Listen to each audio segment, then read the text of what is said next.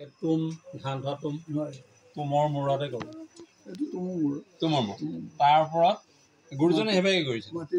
তাৰ ওপৰত এই কুমাৰ মাটিটো কোমলাই লৈ কটন কাপোৰৰ টুকুৰা টুকুৰ কৰি তাত মাটিটো লেপি ইয়াত লগাই দিয়া হয় ই যেতিয়া শুকাব তাৰ ওপৰত গোবৰ মাটি দি পেলাই এই প্ৰিন্সটো আনো ই যেতিয়া সম্পূৰ্ণ হ'ব তাৰ ওপৰত আকৌ কুমাৰ মাটি কাপোৰটো মাৰি দিওঁ তাৰপিছত আমি ৰং কৰোঁ ৰং কৰি চুলিবিলাক আমি মৰাপাত দিলোঁ কিন্তু আমি সম্পূৰ্ণ থলুৱা সামগ্ৰীৰে কৰিছোঁ মুখাবিলাক চুই চাওক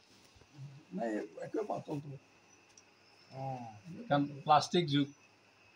গতিকে আমাৰ মুখাটো লঘু হ'বই লাগিব এইখন হ'লে এতিয়া পুতনা মুখ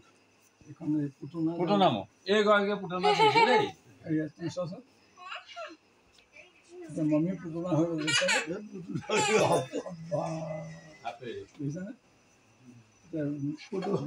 পুতনা হৈ গ'ল